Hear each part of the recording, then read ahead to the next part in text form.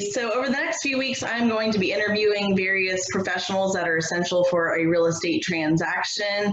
Today we have Kevin Pace here with Pace Home Inspections. He's going to be answering some questions for us about home inspections and what you can expect during the process. Hey, Kevin. Good morning. Hi. So let's go ahead and get started. So Kevin, what should the homeowner expect during a home inspection? So the duty of a home inspector is to evaluate the function and safety of a home. In most cases, you will hear and on site and then get a report on any items in the home that are not working properly or unsafe. The inspection is a limited visual inspection, so items that are not visible due to furniture or hidden in a wall or under a floor, they wouldn't be included. However, we do look for indicators that may be visible to some hidden conditions like watermarks on a ceiling. Awesome. Yeah, that's great to know that, it's not 100% because sometimes you can't see behind every wall. So yeah, That's true. that's Right. to be realistic about what can and can't be seen. Awesome. So what are the advantages of a pre-inspection before putting your house on the market? Try to fix some things up ahead of time. Should they even ask you to come out and do, a pre-inspection, pay for it themselves as the sellers? I absolutely believe this is the best way. Home inspectors are a unique value to the clients they serve because we basically save the clients money. Pre-inspections are probably the best example of this. When a pre-inspection is completed, the homeowner can take the data they get from the report and go around and likely fix many of the items listed. If the homeowner waits until the sales inspection is completed, that's the other inspector.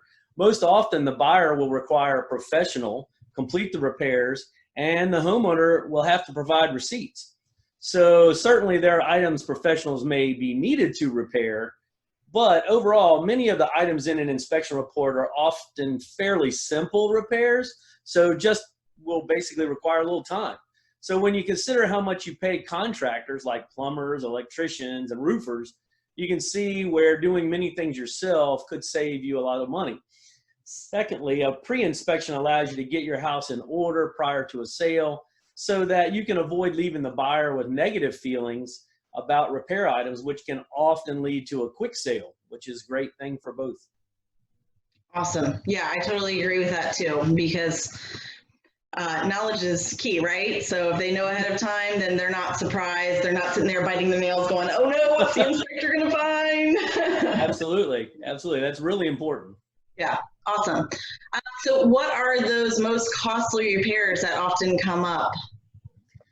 Under normal circumstances, the most costly repairs are items like roofs, heat pumps, air conditioning units, water heaters, and then other areas of concern that can be costly depending on the situation are water issues or electrical issues, and then sometimes crawl space issues. So, all those items are fairly expensive. So, being able to, know what's going on ahead of time would be a big help.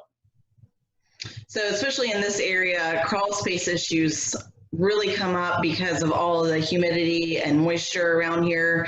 And it's so easy to just I don't see it, so I don't know that it's even there. And then all of a Right. sudden the inspector goes in the crawl space and it's like a horror movie, and they Yep, yep. fungus and there's rot, and then everybody's kind of freaking out because nobody wants to hear the word mold from any inspector, right? Right. Yeah, yeah. So I think that's where that pre-inspection probably definitely comes in handy for that seller because they already know and they're already treating it, remediating it. Right. Well, and I think crawl space issues are the scary part. But again, we probably need to consider this, and most homeowners probably don't know it. But a crawl space issue is, generally speaking, they don't have to be as bad as people think. Certainly, they can be repaired, and even if you got fungus, even if you got water issues, those things can be resolved. But be aware that knowing it on the buyer side or on the seller side is great, because on that seller side, they can hire somebody themselves to get it fixed or be able to do some things themselves. That's really going to save a lot of headaches when it comes to the sale. Right, I agree. Yeah. All right, so moving right along on the buyer side now, what types of deficiencies do you think are essential to ask to be remediated? So essential repairs are those that are very costly. We've talked about some of those or present a safety hazard to the occupants. So, our inspection is function and safety. So examples might be you got an 18-year-old air conditioning unit, and at that year it would have surpassed its life expectancy, and it's not working properly. So generally you would want that replaced to prevent a large expenditure in the first few years of ownership. Another example might be a deck or balcony that's not constructed properly or has a failure of some kind. These types of issues create a liability for the homeowner if these items fail and cause injury. So we want to be sure that, we make sure that they know about those things ahead of time.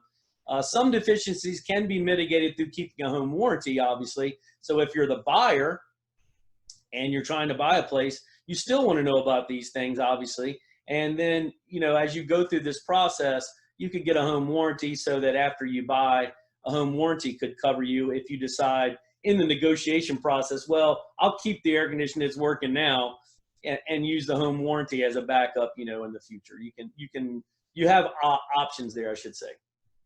Yeah, the home warranty is definitely an asset, especially if the seller has already researched and found a company that they're comfortable with and they purchase that home warranty ahead of time, then they can transfer it over to the buyers and the buyers still benefit from having that home warranty. So if there's maybe a system, an appliance that's kind of on the cusp of, it's a certain amount of age, but it's going to creep along for a few more years, they have that home warranty and they can just say to the buyers, hey, well, we already have a home warranty, we'll just transfer it straight over to you, and gives them a little peace of mind, and the sellers might not have to invest in so many repairs and replacements and things like that.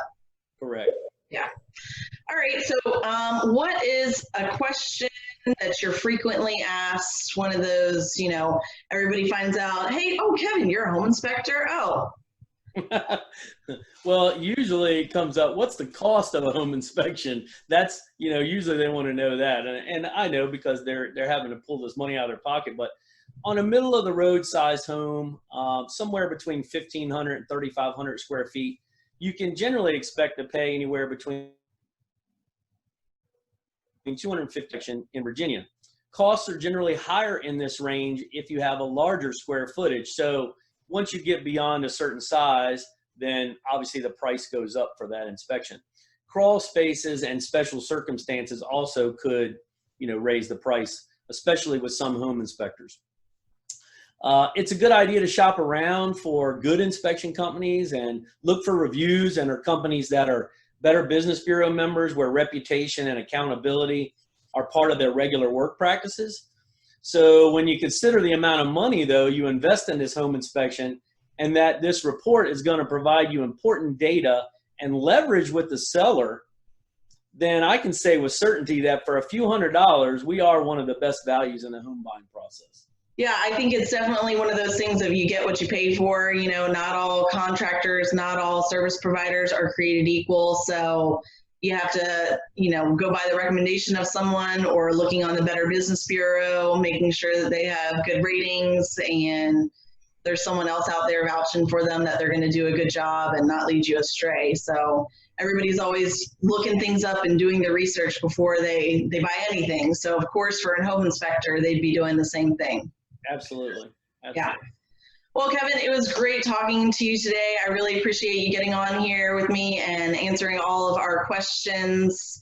If any of y'all out there are looking to buy or sell anytime soon, and you're thinking, well, we are going to certainly need a home inspection done, I would highly recommend Kevin. He is very detail oriented, and he also breaks everything down so you know exactly what he's talking about. You're not left with questions unanswered, and just an all-around great guy. So Kevin, thank you again for getting on here and for talking with us today. Thank you so much. I appreciate the props from you, but I definitely like to work well with my clients, and I definitely like to give them reports that they can easily understand. So that's one of the things that I work very hard to do.